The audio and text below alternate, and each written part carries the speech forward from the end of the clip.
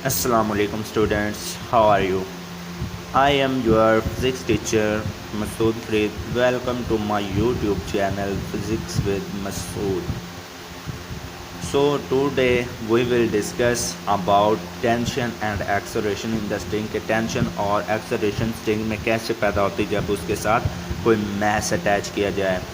अब सबसे पहले इसमें हम डिस्कस करेंगे what is mass and its SI unit कि मैस क्या चीज़ है और इसका एसआई यूनिट क्या चीज़ है। फिर हम डिस्कस करेंगे व्हाट इज़ वेट, वेट क्या चीज़ है, इसके एग्जांपल पे बात करेंगे और इसका एसआई यूनिट जानेंगे वो क्या है। फिर हम डिस्कस करेंगे what is tension in the string के टेंशन इन द स्ट्रिंग की डेफिनेशन क्या है या हम उसे कैसे डिफाइन करेंगे और इसके एग्जांपल पे बात करेंगे। फिर हमारे पास एक लॉन्ग क्वेश्चन है कि दो मास जिनको हमने वर्टिकली अटैच किया हुआ है एक स्ट्रिंग के साथ और उसे हमने पास किया हुआ है एक फ्रिक्शन लेस पुली के साथ, तो हम देखेंगे इसमें टेंशन कितनी प्रोड्यूस होती है, एक्सेलरेशन प्रोड्यूस कितनी होती है और दोनों मासेस पे ग्रेविटी कितनी एक्ट कर रही है।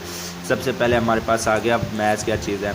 The quantity of matter possessed by the object that does not change bye changing its position कि किसी भी ऑब्जेक्ट के मैटर की क्वांटिटी जिसकी अगर हम पोजीशन चेंज कर दें तो वो क्वांटिटी जो है वो कुछ चेंज ना हो बल्कि सेम रहे, उसे हम मैस कहते हैं और इसको हम स्मॉल लेटर एम से रिप्रेजेंट करते हैं।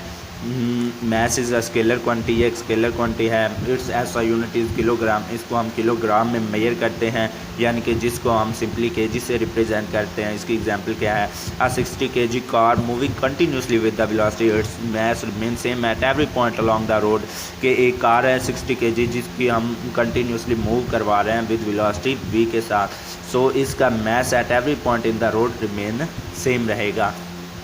अब हमारे पास वेट क्या था, quantity of matter possessed by the object that change continuously by changing its position with respect to gravity किसी भी ऑब्जेक्ट के मैटर की क्वांटिटी जो उसकी ज़ात पे है अगर हम उसकी पोजीशन चेंज कर दें तो उसके क्वांटिटी जो है मैटर की वो भी चेंज हो जाए, उसे हम कहते हैं वेट।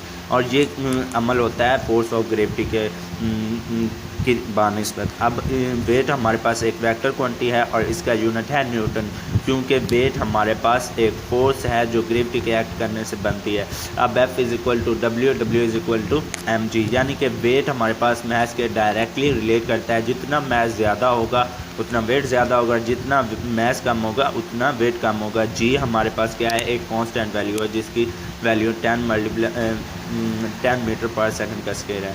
अब हम बात करते हैं कि टेंशन इन द स्ट्रिंग क्या चीज़ है। The tension is a force of equal magnitude of weight of the object and act opposite against the force of gravity on the mass of object कि हमारे पास टेंशन जो है उसकी quantity wait की quantity के इक्वल होती है और ये फोर्स ऑफ ग्रेविटी के अपोजिट एक्ट करती है टेंशन, और ये एक फोर्स है।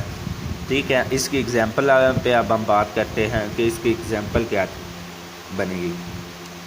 A mass is attached with a rope at one end whose other end is attached with a rigid stand. The mass is hanging vertically downward, therefore tension is produced in the string which act upward against the force of gravity which act downward.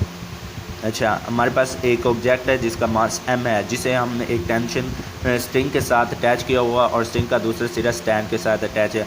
अब object पर gravity act कर रही है क्योंकि उसे हमने hang किया हुआ है रस्सी के साथ, सो जितनी ग्रेविटी एक्ट कर रही होगी उतनी ही स्ट्रिंग में टेंशन प्रोड्यूस होगी यानी कि quantity of weight is equal to quantity of tension. अब हम बात करेंगे two masses hanging with the pulley. ये हमारे पास एक लॉन्ग क्वेश्चन है बोर्ड के लिहाज से और ये काफ़ी अहम है कि दो ऑब्जेक्ट हैं उनको हम जिनके मैसेज अहम हैं उनको हमने क्या किया हुआ है एक रूप के साथ अटैच करके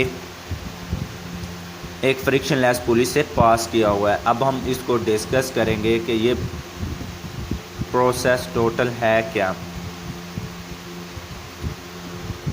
Consider two objects of masses m1 and m2 are attached with the inextensible rope.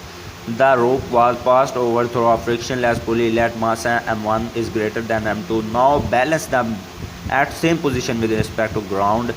Release the body both masses at the same time. We will notice that mass m2 moving upward against the force of gravity and mass m1 moving along the force of gravity downward. Let the tension T is produced in the string. यानी हमारे पास दो object है A और B हैं जिनके masses m1 और m2 हैं और इन्हें हमने एक रस्सी के साथ बांधा हुआ है जो हमारे पास खिंचाव पैदा नहीं करती अगर हम उसके साथ ऑब्जेक्ट अटैच कर दें। हमारे पास क्या होगा, दोनों ऑब्जेक्ट पे ग्रेविटी एक्ट करेगी तो ये इनके मैसेज वेट में कन्वर्ट हो जाएंगे, ठीक है। अब हम क्या करेंगे, दोनों मैसेज को ग्राउंड के लिहाज से सेम पोजीशन पे लाकर छोड़ देंगे, तब क्या होगा, दोनों ग्रेविटी एक्ट करेगी, लिहाजा जो मैस m1 है उसकी जो मैस है वो m2 से ज़्यादा, वो ग्रेविटी के अलॉन्ग मूव करेगा, और जो मैस b है वो अपवर्ड मूव करेगा, ठीक है। क्योंकि इन दोनों को हमने एक रस्सी से जोड़ा हुआ था और इस पर ग्रेविटी एक्ट कर रही थी, लिहाजा इस पर टेंशन प्रोड्यूस होगी। अब हमने सबसे पहले मालूम करना है how much force act on the message. सबसे पहले फोर्स ऑफ ग्रेविटी हमारे पास किसके इक्वल होगी, on object mess A m1 पे। ये हमारे पास हो जाएगा W - T, क्योंकि वेट टेंशन से ज़्यादा होगी तो ऑब्जेक्ट नीचे मूव करेगा ना। ये इक्वेशन बन जाएगी F = W - T।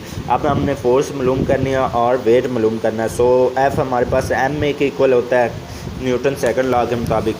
हम m1a F = m1a हो जाएगा, क्योंकि फॉर मास m1 ले रहे हैं, तो वेट किसके इक्वल हो जाएगा, वेट भी हम क्या कर देंगे फॉर ऑब्जेक्ट ए के लिए लेंगे, तो ये हमारे पास बन जाएगा F = m1g, क्योंकि वेट का हमारे पास फोर्स है और ये कब बनती है, जब किसी भी मैस पे ग्रेविटी एक्ट करे।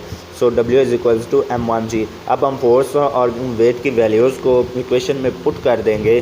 जो हमारे पास इक्वेशन F = W - T, इसमें फोर्स में वैल्यू पुट की और वेट में वैल्यू पुट की, तो हमारे पास इक्वेशन बन गई m1a = m1g - T। अब हमने किसके लिए लेना है, मास बी के लिए। मास बी में हमारे पास ऑब्जेक्ट अपवर्ड मूव कर रहा था, लिहाजा टेंशन वेट से क्या थी, ज़्यादा थी। अब हम इसकी इक्वेशन बन जाएगी F = T - W। Force for second object के लिए बन जाएगी m2a और वेट हमारे पास बन जाएगी m2g। वैल्यूज़ पुट की, m2a = T - m2g।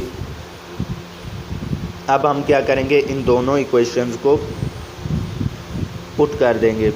हमारे पास बन जाएगी m1a + m2a = m1g - T + T - m2g। T से कैंसिल, फिर हम a और g को दोनों तरफ कॉमन ले लेंगे। a × m1 + m2 = g × m1 - m2। a लिया, दूसरी रकम उधर जाकर डिवाइड होगी, ये इक्वेशन बन गई g × m1 - m2 over m1 + m2। अब हमने क्या फाइंड करनी, ग्रेविटी। इस इक्वेशन को हम रीअरेंज कर देंगे तो हमारे पास ग्रेविटी की वैल्यू आ जाएगी g = a × m1 + m2 over m1 - m2। अब हमने total tension in the whole rope find करनी है। हम क्या करेंगे, इक्वेशन 2 को इक्वेशन 1 से डिवाइड कर देंगे। m2a over m1a = T - m2g over m1g - T। a से हमारे पास कैंसिल हो जाएगा, equation become m2 over m1 T - m2g over m1g - T।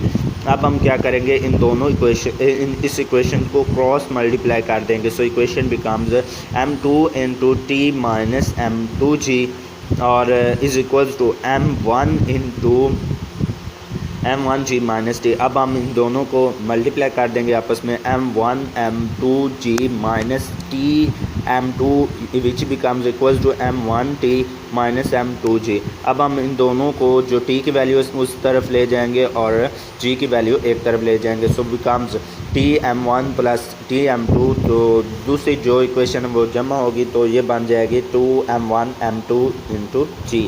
अब हम क्या करेंगे, T से कॉमन ले लेंगे तो ये दूसरी तरफ जाकर डिवाइड हो जाएगी, तो हमारे पास इक्वेशन बन जाएगी T = 2m1 m2g over m1 + m2।